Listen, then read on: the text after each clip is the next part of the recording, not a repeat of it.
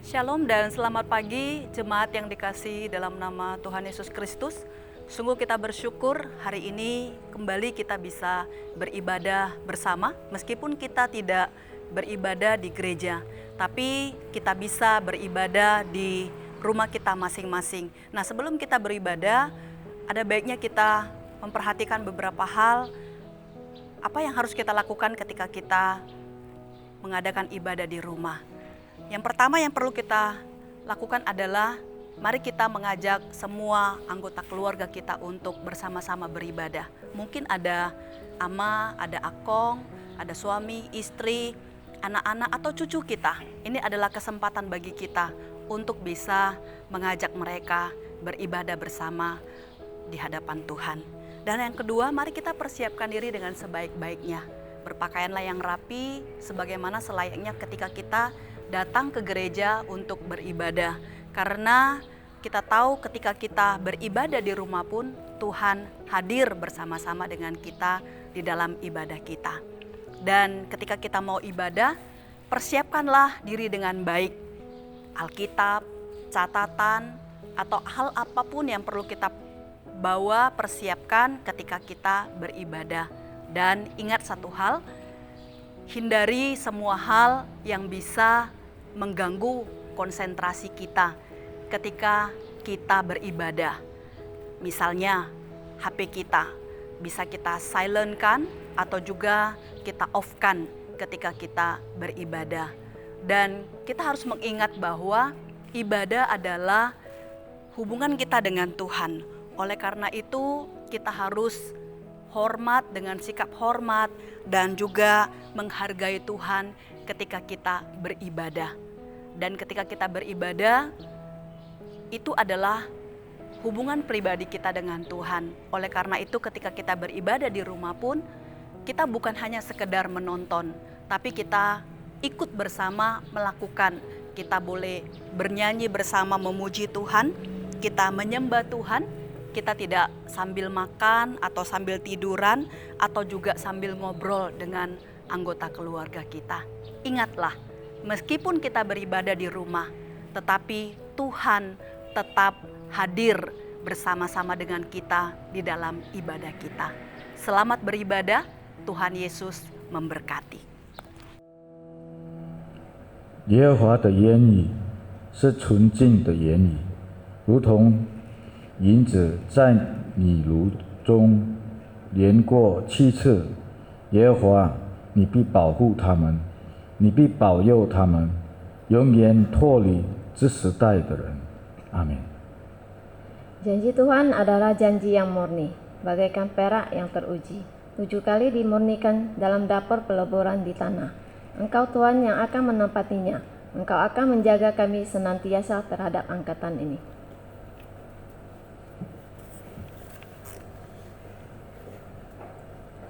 Baik jemaat yang terkasih, mari kita sama-sama datang ke hadapan Tuhan mengaku dosa kita. Dengarkanlah firman Tuhan dari 1 Yohanes pasal 1 ayat yang ke-9. 请听上帝的话，从约翰一书第1章第9节。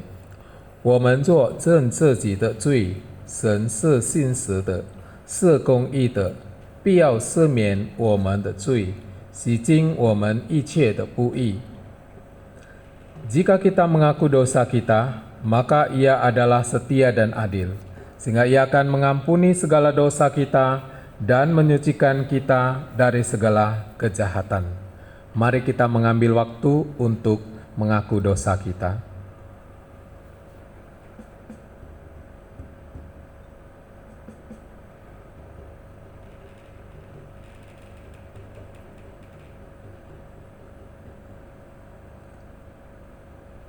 Bapa kami yang di surga, kami bersyukur berterima kasih untuk pagi hari ini.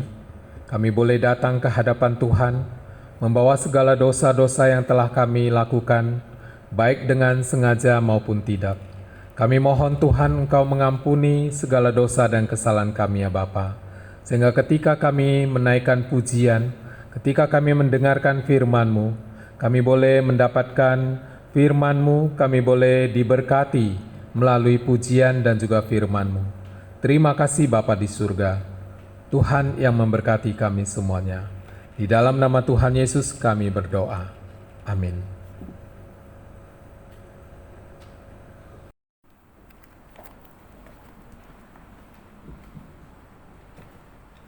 我们来唱第一首诗歌。 Kita mengangkat pujian betapa hebat.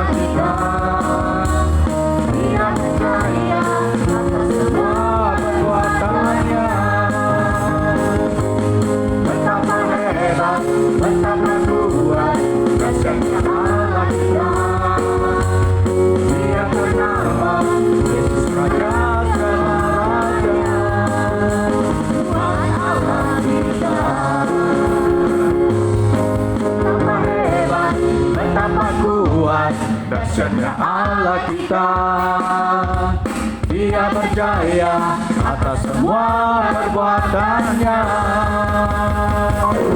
Betapa hebat, betapa kuat, dahsyatnya Allah kita.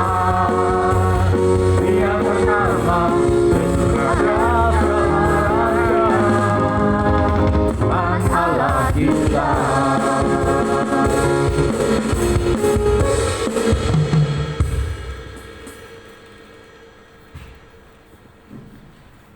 Daja, 请坐。 Jemaat dipersilakan duduk. 我们一同来祷告。Bapa kami di surga, terima kasih Tuhan untuk setiap kesempatan yang Kau berikan kepada kami. Terima kasih Bapa untuk kasih-Mu yang luar biasa Tuhan dalam kehidupan kami.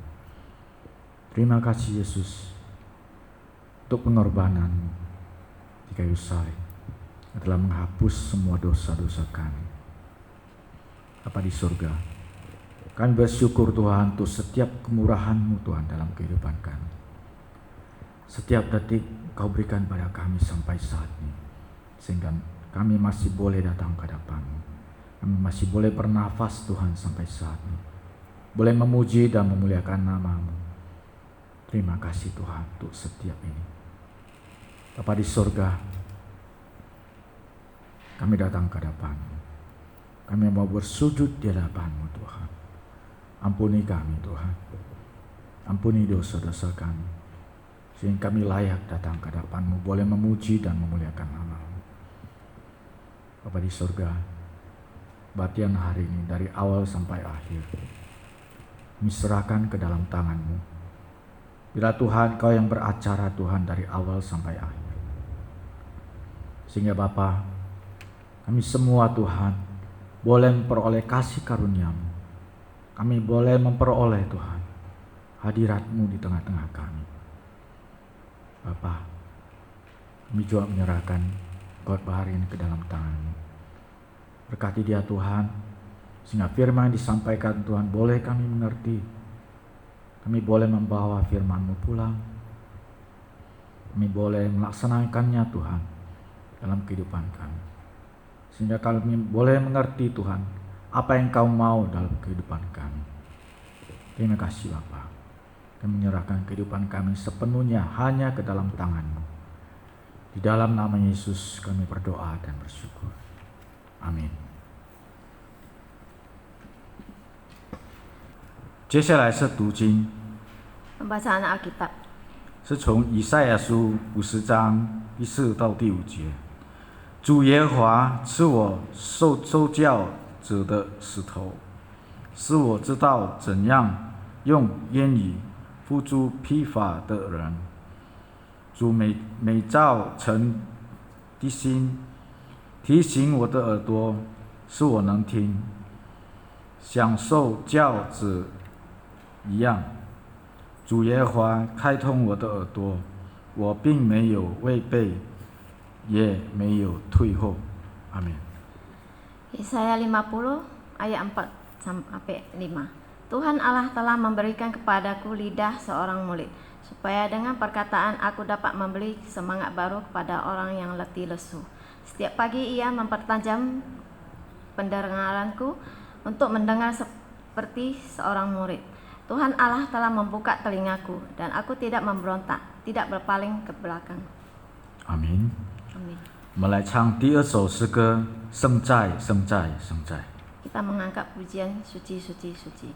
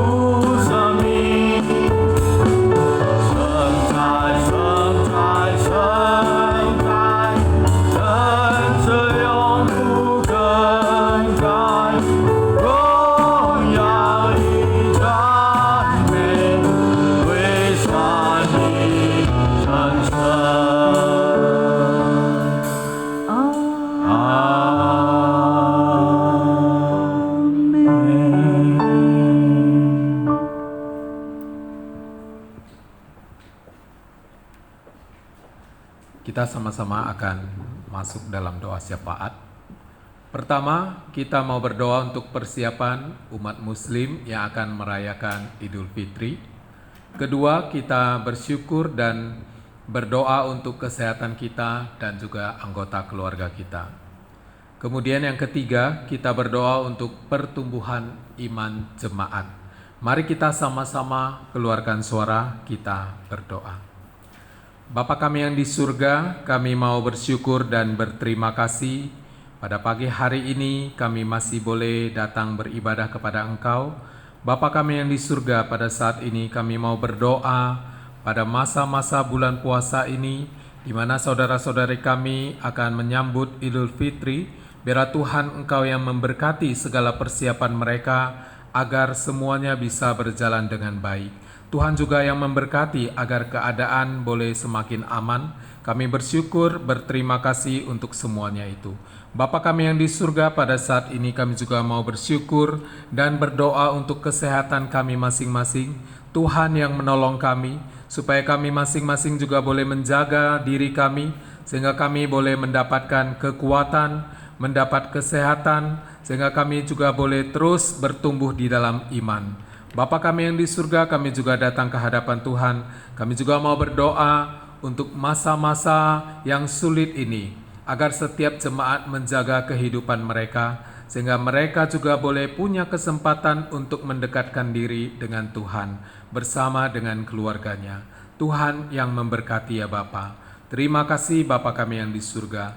Kami mau serahkan untuk semua doa syafaat kami ini ke dalam tangan Tuhan. Mohon kiranya Tuhan yang memberkatinya. Di dalam nama Tuhan Yesus kami berdoa. Amin.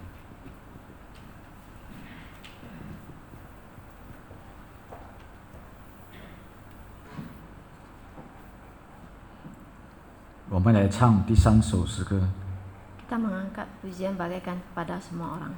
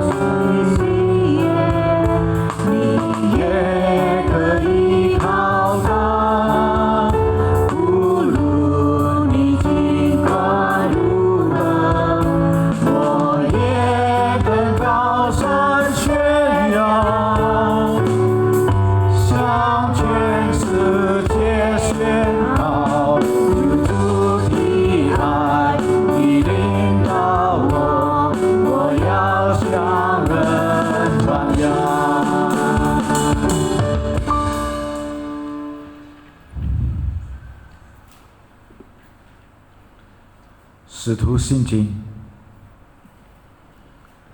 大家请站立。我信上帝全能的父，创造天地的主。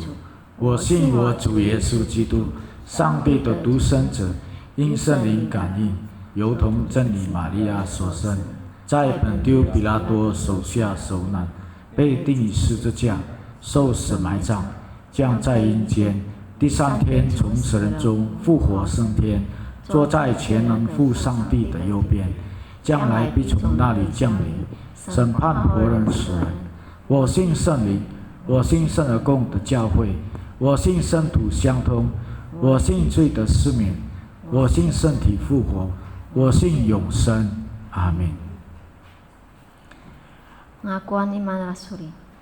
Aku percaya pada Allah, Bapa yang Maha Kuasa, Khalik langit dan bumi, dan kepada Yesus Kristus, Anaknya yang tunggal, Tuhan kita, yang dikandung daripada Roh Kudus, lahir dari anak darah Maria, yang menderita sengsara di bawah pemerintahan Pontius Pilatus, disalibkan, mati dan dikuburkan, turun ke dalam kerajaan maut.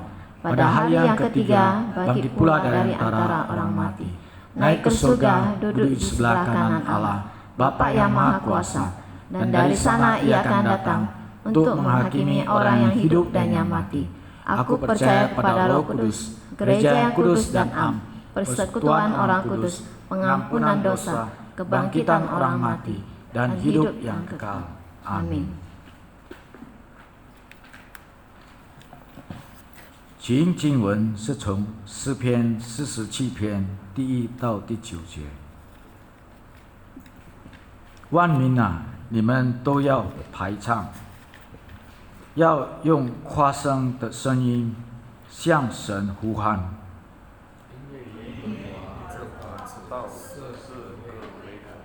他是治理全地的，他君王。他叫万民伏在我们以下，又叫列邦伏在我们脚下。他为我们献制将，但就是法作，还是只给的荣耀。神上圣，又汉圣相颂，耶和华上圣，又叫圣相颂。你们要向神歌颂，歌颂，向我们王歌颂，歌颂。因为神是全地的王，你们要用无形歌颂。神说王治理万国，神说在他的神宝座上。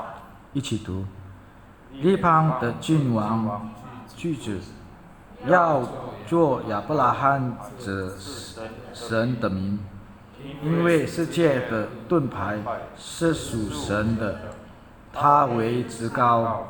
阿门。 Responsoria Mazmur 47 ayat 2 sampai 10.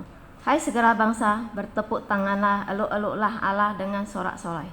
Sebab Tuhan yang Maha Tinggi adalah dahsyat, Raja yang besar atas seluruh bumi.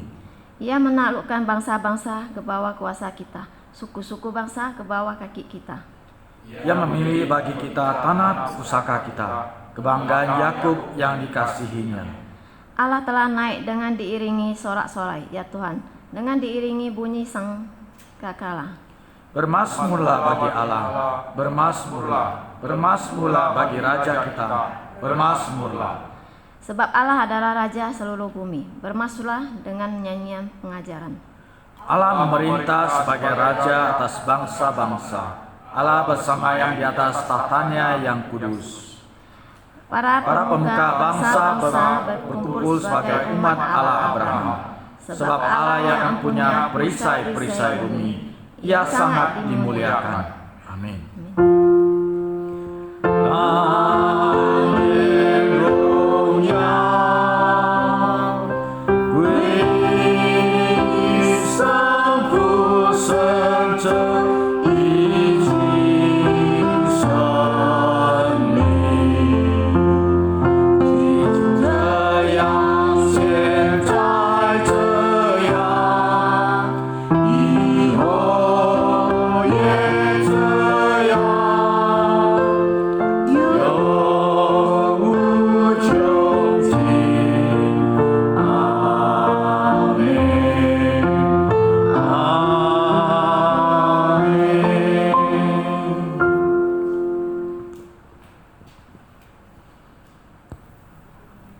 我们来唱第4首诗歌。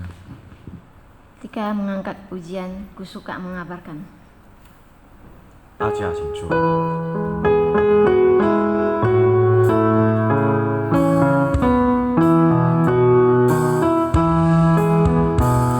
Ku suka mengabarkan tentang hal di surga, tentang kasih Tuhanku yang mati bagiku. Ku suka mengabarkan tentang kuasa Injil, selamatkan kaum berdosa dapat hidup kekal. Ku suka mengabarkan Injil Tuhan yang mulia, kabarkan kasih Yesus dan keselamatannya. Ku suka mengabarkan indahlah Injilnya yang melebihi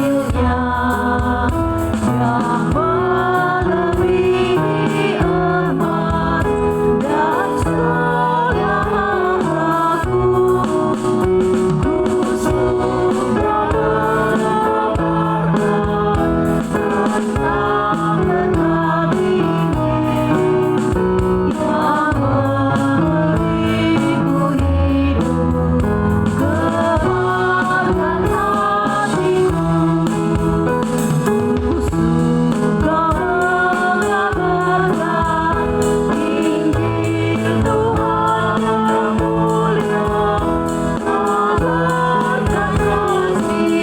mulia, kabarkan kasih Yesus dan keselamatannya.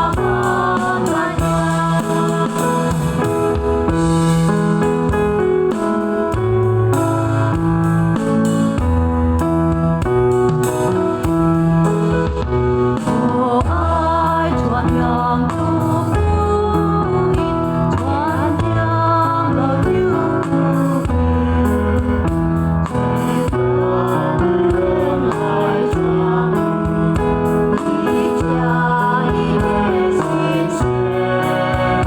Oh, ai Tuhan yang tungguin, Tuhan yang jual-cincin, Tuhan jual wedding one, Tuhan jual musik.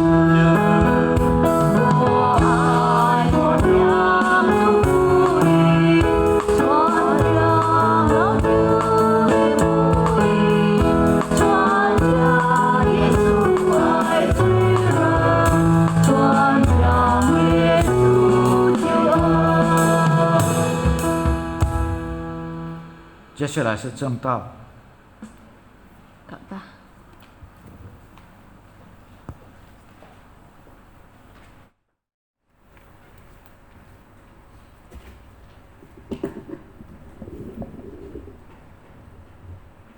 Jemaat yang terkasih, kita akan mendengarkan firman Tuhan.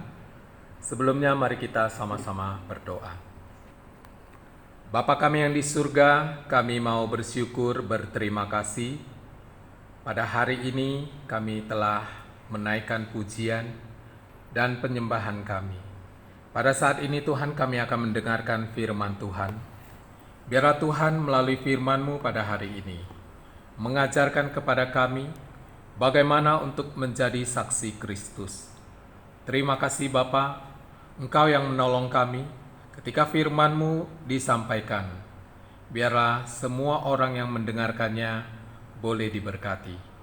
Berkati waktu pemberitaan firman-Mu pada hari ini. Di dalam nama Tuhan Yesus kami berdoa. Amin. Jemaat yang terkasih, mari kita sama-sama membuka Alkitab kita dari Lukas pasal 24 ayat 44 sampai 53. Saya akan membacakan untuk kita semuanya. Ia berkata kepada mereka, "Inilah perkataanku yang telah kukatakan kepadamu, ketika aku masih bersama-sama dengan kamu, yakni bahwa harus digenapi semua yang ada tertulis tentang aku dalam kitab Taurat Musa dan kitab Nabi-Nabi dan kitab Mazmur. Lalu ia membuka pikiran mereka sehingga mereka mengerti kitab suci. Katanya kepada mereka, ada tertulis demikian, Mesias harus menderita dan bangkit dari antara orang mati pada hari yang ketiga.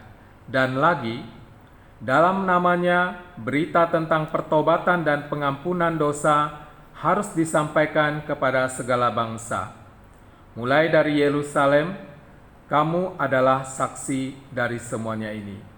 Dan aku akan mengirim kepadamu apa yang dijanjikan Bapakku. Tetapi kamu harus tinggal di dalam kota ini sampai kamu diperlengkapi dengan kekuasaan dari tempat tinggi. Lalu Yesus membawa mereka keluar kota sampai dekat Betania. Di situ ia mengangkat tangannya dan memberkati mereka.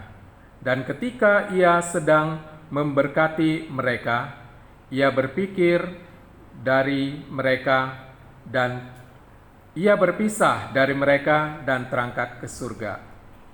Mereka sujud menyembah kepadanya, lalu mereka pulang ke Yerusalem dengan sangat bersukacita. Mereka senantiasa berada di dalam bait Allah dan memuliakan Allah. Amin. Nah, saudara-saudari yang terkasih di dalam nama Tuhan Yesus, menjadi seorang saksi dengan menjadi seorang reporter itu berbeda. Seorang saksi dengan seorang reporter berbeda.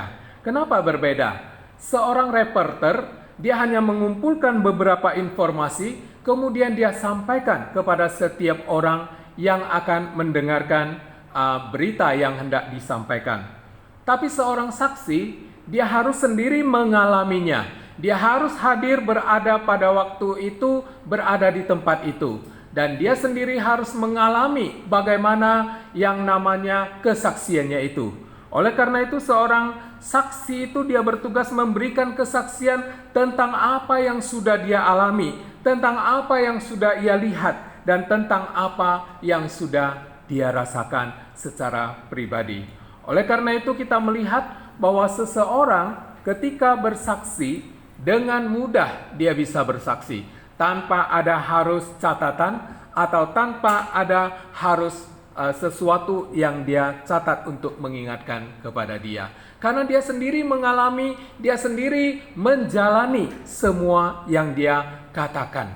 Nah, saudara-saudari yang terkasih, itulah sebabnya ketika Yesus bersama dengan murid-muridnya, selama beberapa waktu lamanya, dia dari kebangkitannya pada waktu itu, dia masih bersama dengan murid-muridnya. Dan di beberapa kali dia sudah memberikan satu penglihatan. Oleh karena itu, dalam bagian firman Tuhan yang kita baca tadi, menceritakan bahwa Yesus memberitahukan kepada mereka bahwa dari kitab perjanjian lama, mulai dari kitab Musa, Nabi-Nabi, bahkan kitab Mazmur, sudah menceritakan tentang kedatangan dan penderitaan yang akan dia alami.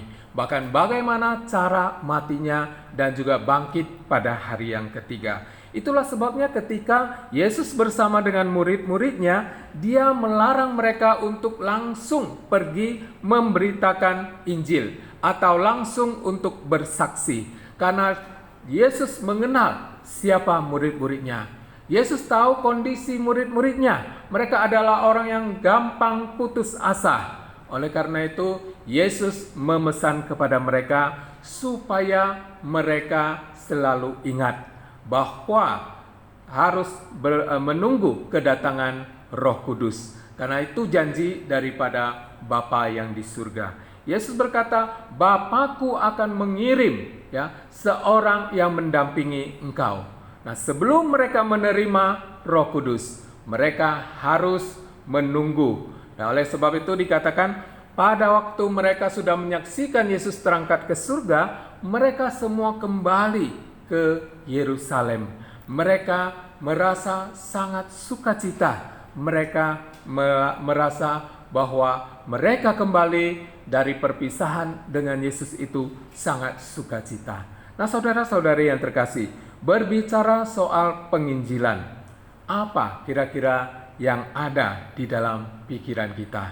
Ya, berbicara tentang penginjilan, berbicara kita harus bersaksi, apa yang ada dalam pikiran kita. Nah, banyak orang merasa bahwa dia tidak peduli, yang penting aku sudah menjadi seorang percaya. Tidak usah saksi, tidak usah bersaksi tentang Yesus Kristus. Ada yang merasa bahwa dia tidak mampu, tidak punya kemampuan untuk seperti itu, tidak punya kemampuan untuk bisa bersaksi. Atau ada yang berpikir, saya belum terlatih untuk bersaksi. Dan ada yang merasa bahwa saya belum belajar banyak untuk menginjili atau bersaksi. Nah, banyak konsep orang tentang bagaimana bersaksi itu yang salah. Banyak orang merasa bahwa mereka harus benar-benar punya satu skill untuk bisa bersaksi. Dan akhirnya banyak orang percaya kehilangan kesempatan untuk bersaksi. Kenapa? Karena tidak peduli. Karena merasa dirinya tidak mampu, karena merasa bahwa dia belum dilatih atau belum diberi kesempatan untuk mengikuti pelatihan. Nah, sebenarnya sejak seorang percaya kepada Yesus Kristus, saat itu dia menjadi orang Kristen, dia sebenarnya harus menjadi seorang saksi. Menjadi seorang saksi yaitu menceritakan tentang apa yang dia alami bersama Yesus Kristus. Oleh karena itu seorang Kristen yang tidak punya satu hubungan yang baik dengan Tuhan, bagaimana dia mau bersaksi? Apa yang hendak dia ceritakan? Tidak ada. Ya. Oleh sebab itu banyak orang punya alasan tidak bisa bersaksi. Nah, menjadi seorang saksi itu adalah kesempatan bagi kita. Ada beberapa hal yang saya simpulkan di sini. Bersaksi itu artinya kita punya kesempatan memperluas kerajaan Allah. Kita punya kesempatan memperluas kerajaan Allah. Di mana Yesus sudah melakukan satu penginjilan kemana-mana dan Yesus memberikan tugas ini kepada orang percaya. Orang percaya harus melanjutkan pekerjaan Yesus yang belum selesai, yaitu memberitakan Injil kepada lebih banyak orang supaya mereka percaya kepada Yesus Kristus. Menjadi seorang Kristen berarti harus terus-menerus bersaksi. Bagaimana terus-menerus bersaksi? Tidak usah dia harus berbicara, tapi dia lewat kehidupannya yang sudah berubah. Itu sudah termasuk bersaksi. Nah, banyak cara yang Yesus pergunakan dalam penginjilan. Misalnya mendoakan orang yang sakit, kemudian memberikan kekuatan kepada orang yang merasa tidak punya pengharapan, apalagi seperti suasana kita pada saat ini. Banyak orang merasa tidak punya pengharapan. Dari mana bisa mendapatkan pengharapan? Justru ini kesempatan bagi kita untuk bisa bersaksi bahwa kita percaya kepada Tuhan dan Tuhanlah yang bisa menjamin kehidupan kita. Banyak cara kita untuk bisa menyadarkan seseorang bahwa dia adalah seorang berdosa, perlu seorang juru selamat. Itu yang pertama, yaitu memperluas kerajaan Allah. Kemudian bagaimana bisa menjadi saksi Kristus? Menjadi saksi Kristus itu adalah hal yang diperintahkan oleh Yesus Kristus. Nah, saudara-saudari yang terkasih, banyak orang berpikir ketika bersaksi itu adalah memberikan bantuan kepada orang lain, sehingga orang itu terus-menerus akan bersandar kepada bantuan kita.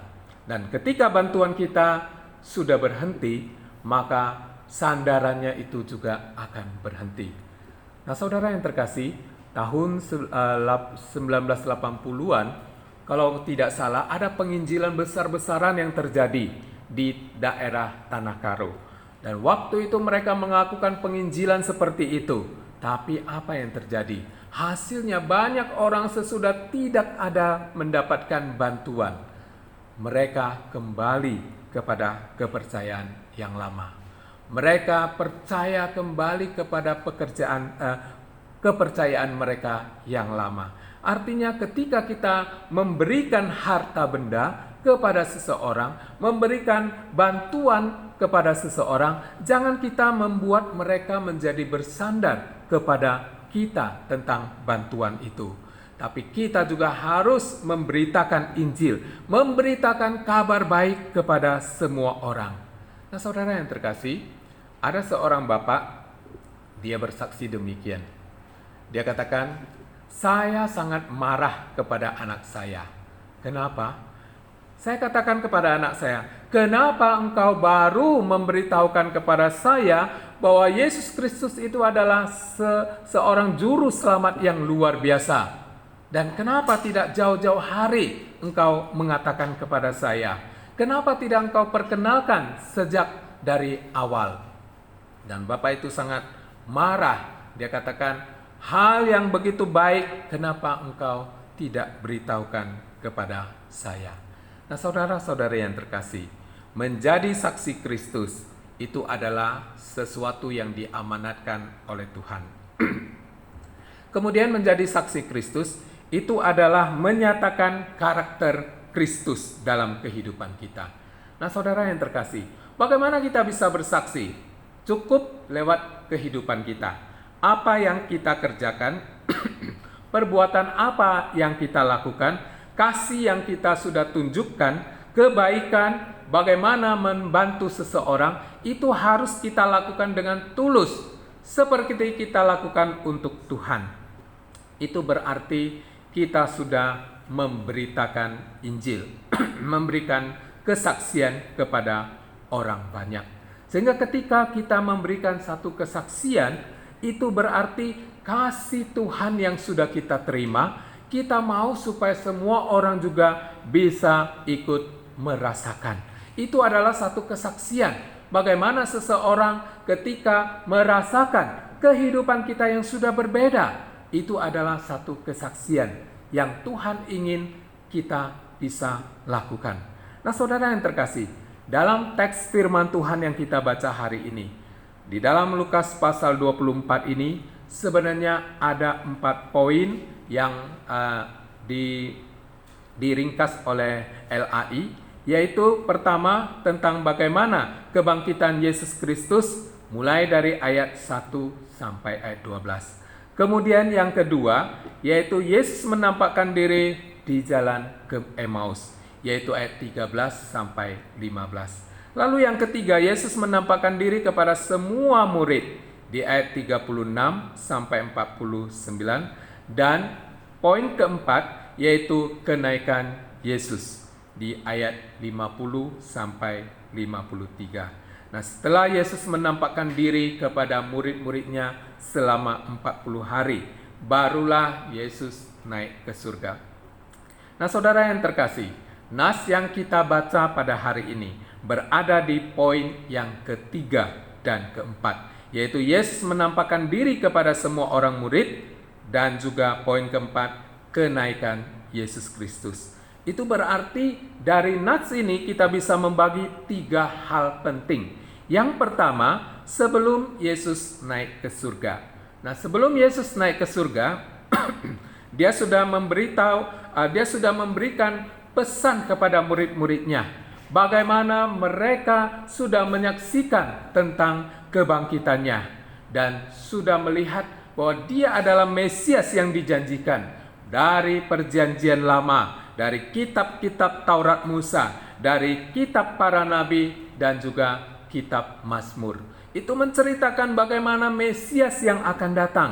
Dan Yesus mengingatkan kepada mereka, sudah dicatat, dan itu yang harus mereka ketahui.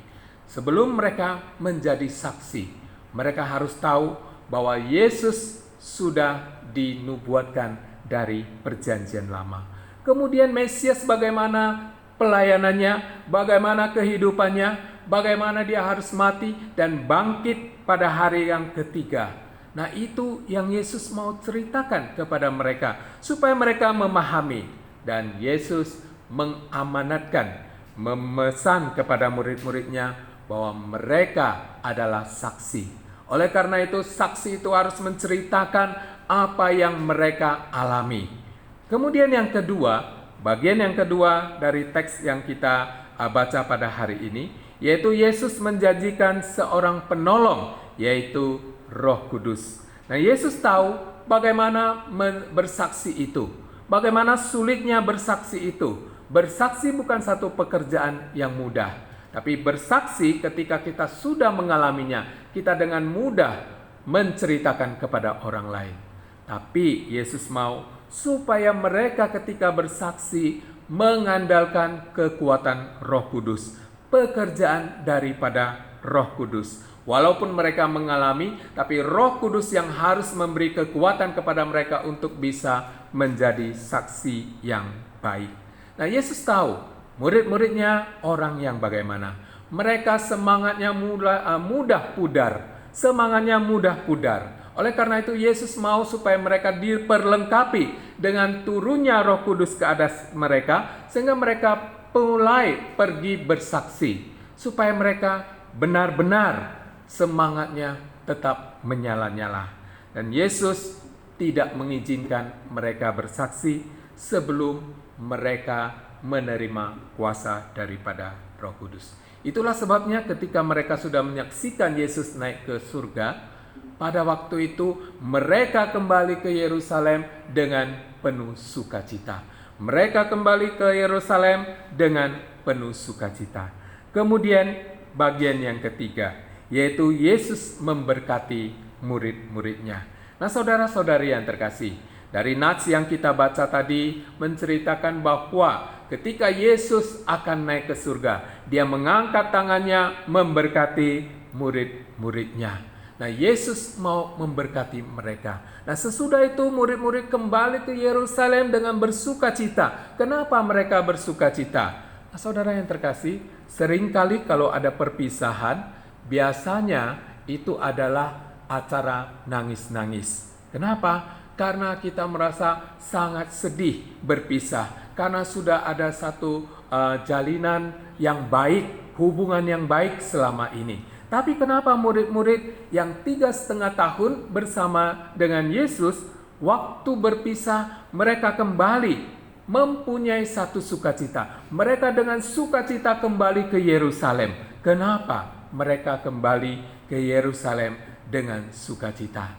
Karena mereka memiliki satu pemahaman yang benar tentang Yesus Kristus yang datang ke dunia ini, yaitu untuk menyelamatkan setiap umat manusia. Nah, kenaikan Yesus Kristus ke atas surga, itu mereka memahami bahwa benar apa yang Yesus ajarkan selama ini. Yesus mengajarkan bahwa dia adalah seorang Mesias, itu adalah benar. Tidak ada keselamatan di dalam nama siapapun, kecuali di dalam nama Yesus. Tidak ada keselamatan dimanapun kecuali di dalam Yesus Kristus. Kemudian Yesus Kristus kenapa naik ke surga? Yaitu untuk menyediakan tempat bagi setiap orang yang percaya dan beriman kepada Dia, yang sungguh-sungguh beriman kepada Dia. Kemudian yang ketiga, kenapa Yesus naik ke surga? Supaya murid-muridnya punya kesempatan untuk menjadi saksi bagi orang banyak, sehingga Injil semakin disebarluaskan. Nah, saudara-saudara yang terkasih, kita semua orang yang percaya kepada Yesus Kristus, kita dituntut untuk menjadi saksi Kristus, saksi bagi Kristus. Nah, bagaimana sebelum kita pergi bersaksi? Tentu kita harus punya persiapan, yaitu kita harus memiliki hubungan yang baik dengan Yesus Kristus. Memiliki satu hubungan itu sangat penting. Nah, murid-murid bisa merasakan penyertaan Tuhan, membuat mereka begitu akrab dan semakin mengenal siapa Yesus itu. Sehingga murid-murid yang tadinya seorang yang pemalas, sekarang menjadi seorang yang rajin. Seorang yang takut berubah menjadi seorang yang berani. ketika mereka sudah bersama dengan Yesus. Apalagi dengan kebangkitan Yesus yang selama 40 hari bersama dengan murid-murid, membuat murid-murid mempunyai satu keberanian untuk maju lebih lagi, untuk terus bersaksi. Kemudian hal kedua, yaitu bagaimana sebelum kita bersaksi, apa yang perlu, yaitu terus mengandalkan kuasa Roh Kudus. Kita tahu, kita bisa bersaksi, kita bisa berbicara kepada orang banyak, tapi tanpa pekerjaan Roh Kudus itu tidak akan berhasil. Kita bisa bersaksi, kita bisa menceritakan bagaimana hebatnya tentang pekerjaan Tuhan. Kita bisa mempunyai penghafalan ayat Alkitab banyak, tapi tanpa pekerjaan Roh Kudus semuanya tidak akan berarti. Kita harus bergantung kepada kuasa Roh Kudus. Itulah sebabnya ketika Yesus naik ke surga, dia berpesan kepada murid-murid, sebelum Bapa yang di surga mengutus penggantiku, maka jangan engkau pergi dari Yerusalem. Artinya mereka harus mengandalkan kuasa Roh Kudus. Yang ketiga, seseorang harus pergi menjadi saksi, dia juga harus mempunyai kesiapan hati, harus bersedia untuk pergi bersaksi. Nah, saudara yang terkasih, kenapa Yesus mengatakan dalam Lukas pasal 10 ayat kedua, dia mengatakan, tuaian memang banyak, tetapi pekerja sedikit. Karena itu mintalah kepada Tuan yang empunya tuaian, supaya ia mengirimkan pekerja-pekerja untuk tuaian itu. Nah, saudara yang terkasih, kalau kita berpikir, orang Kristen bukankah sudah semakin banyak, sudah ada di mana-mana, ya, hampir semua tempat sudah ada orang Kristen. Tapi kenapa Yesus mengingatkan kepada murid-murid, tuaian memang banyak, tapi pekerja sedikit. Yaitu di poin yang ketiga tadi, kesediaan seseorang untuk bersaksi itu sangat sedikit. Nah, Yesus memakai murid-murid yang luar biasa maupun murid-murid yang sederhana. Semua dipakai oleh Tuhan. Murid-murid Yesus sebagian besar adalah dari seorang nelayan. Mereka bisa bersaksi begitu luar biasa, sampai ahli Taurat dan orang Farisi dikatakan tercengang mendengar apa yang disaksikan oleh murid-murid Yesus. Nah, siapa yang bekerja? Mereka dari latar belakang jemaat yang biasa.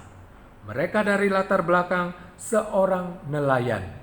Kenapa bisa membuat seorang ahli Taurat, seorang Farisi yang punya filsafat yang luar biasa sampai tercengang mendengar kesaksian mereka? Karena pekerjaan Roh Kudus. Nah, orang Kristen seharusnya bisa terus menjadi saksi. Nah, paling bahaya sekarang ini banyak orang Kristen yang merasa bahwa dia sudah melakukan sesuatu yang benar di mata Tuhan, padahal itu sesungguhnya tidak benar di mata Tuhan. Ini sangat berbahaya sekali, karena banyak orang Kristen tidak menyadari akan hal ini. Mereka merasa bahwa mereka sudah bekerja untuk Tuhan. Bahkan Yesus mengatakan, pada zaman akhir nanti, banyak orang akan mengatakan, aku sudah bersaksi, aku sudah melakukan untuk Tuhan. Tapi Tuhan katakan, aku tidak mengenal engkau. Banyak orang mengatakan, aku sudah melakukan segala sesuatu untuk Tuhan. Kenapa? Karena apa yang mereka pikir benar sudah melakukan untuk Tuhan, tapi sesungguhnya salah di hadapan Tuhan. Nah, saudara yang terkasih, bersaksi bukan banyak kata-kata. Bersaksi bukan banyak kita mengatakan kepada orang lain tentang ayat Alkitab, tentang firman Tuhan, tentang bagaimana. Tetapi bersaksi yang paling penting adalah sikap kehidupan kita yang nyata. Bagaimana yang kita lakukan, itu juga yang kita katakan kepada semua orang. Sehingga semua orang yang pada zaman sekarang ini perlu bukti. Apa yang kau ucapkan betul tidak? Buktinya mana? Dari kehidupan kita. Nah, saudara yang terkasih, kalau hidup kita tidak bisa menjadi berkat bagi banyak orang, Apa yang kita ucapkan begitu manis, tapi dalam sikap kehidupan kita justru yang sebaliknya. Maka pada saat itu kita menjadi batu sandungan. Oleh karena itu kita melihat sebelum murid-murid pergi bersaksi, mereka kembali ke Yerusalem, mereka berkumpul di bait Allah, dan mereka berdoa kepada Tuhan. Mereka terus belajar tentang firman Tuhan, sehingga satu dengan yang lain saling berbagi tentang firman Tuhan yang mereka dapatkan.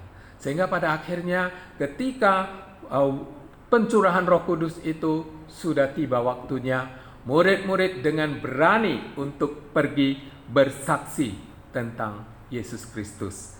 Nah, saudara yang terkasih, mari kita menjadi saksi bagi Kristus. Kita perlengkapi diri kita dengan pengalaman-pengalaman bersama dengan Yesus. Kita harus juga menjaga sikap hidup kita, karena sikap hidup kita itu lebih penting daripada 1000 kata-kata yang lain. Bagaimana kita hidup itu lebih penting daripada ucapan-ucapan kita yang keluar. Oleh karena itu, mari kita menjadi saksi Kristus. Kiranya Tuhan memberkati kita. Mari kita berdoa. Bapa kami yang di surga, kami mau bersyukur, berterima kasih. Pada hari ini kami telah mendengarkan firman Tuhan. Sesungguhnya Tuhan sudah memanggil kami untuk menjadi saksi Kristus. Tapi Tuhan, seringkali kami mengalami kegagalan. Mungkin lewat kehidupan kami, mungkin lewat sikap kami, mungkin lewat tutur kata kami. Oleh karena itu Tuhan, biarlah pada hari ini firman-Mu mengingatkan kepada kami bagaimana kami harus hidup dan menjadi saksi Kristus. Tuhan yang menolong kami. Kami berkomitmen kami akan menjadi seorang saksi Kristus. Terima kasih Bapa, Tuhan memberkati kami semuanya. Di dalam nama Tuhan Yesus kami berdoa. Amin.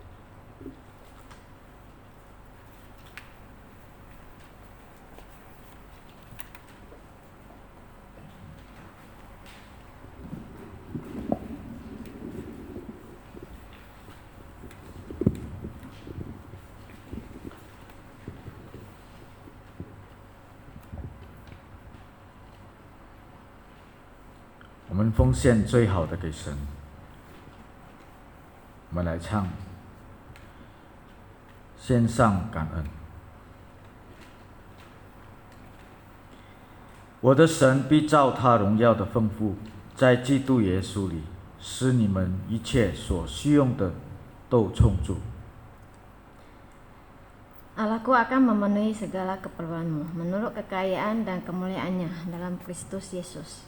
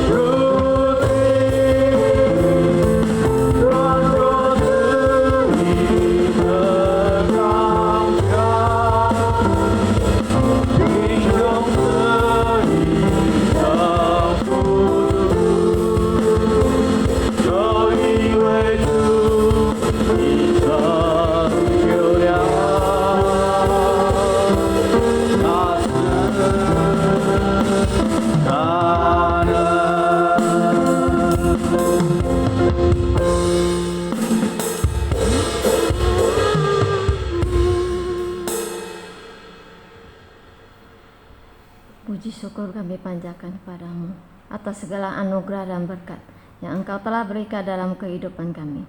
Ya Bapa, kami datang kepadamu membawa persembahan di hadiratmu. Kiranya Engkau kuduskan persembahan ini, kiranya persembahan ini dapat untuk memperluas kerajaan-Mu. Inilah doa dan permohonan kami. Di dalam nama Tuhan Yesus kami berdoa dan mengucap syukur. Amin. 但愿上帝祝福我们所奉献的一切财物，分别为圣用在圣工，多产胜过荣耀主名。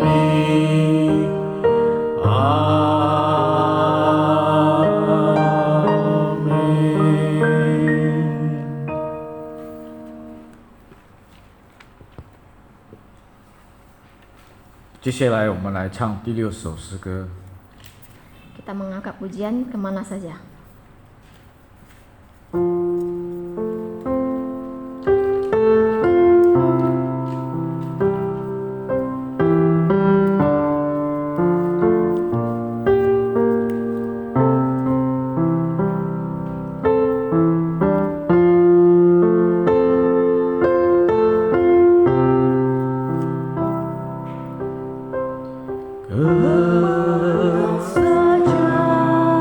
Ku telah setia, pimpinan Tuhan tak pernah bersalah. Tolong Tuhan mengikut salibmu, Tuhan pimpinanmu sempurna. Dalam kota besar atau dalam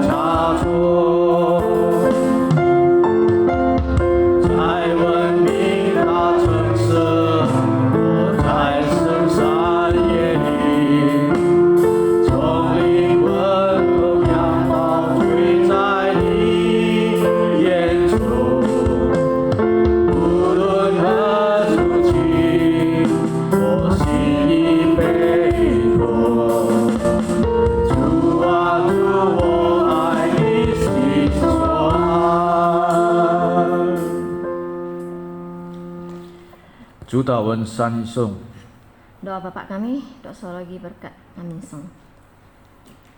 我们在天上的父，愿人都尊你的名为圣，愿你的国降临，愿你的旨意行在地上，如同行在天上。我们日用的饮食，今日赐给我们，免我们的债，如同我们免了人的债，不叫我们遇见试探，拯救我们脱离凶恶。因为国度、权柄、荣耀，全是你的，直到永远。阿门。普天之下，万国万民，齐声赞美不这胜利，三位一体，同永同住，万有之源，万物之本。阿门。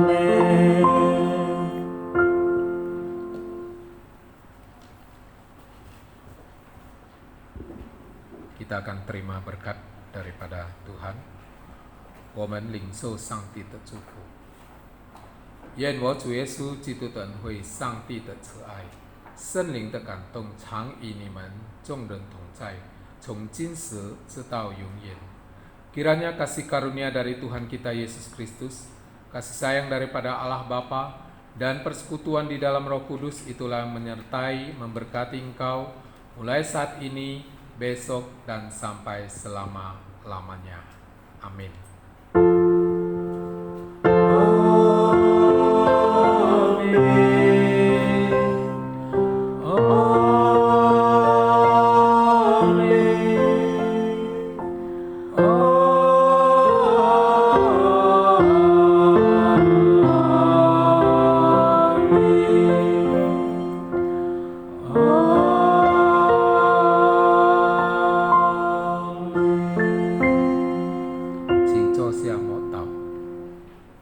Doa teduh.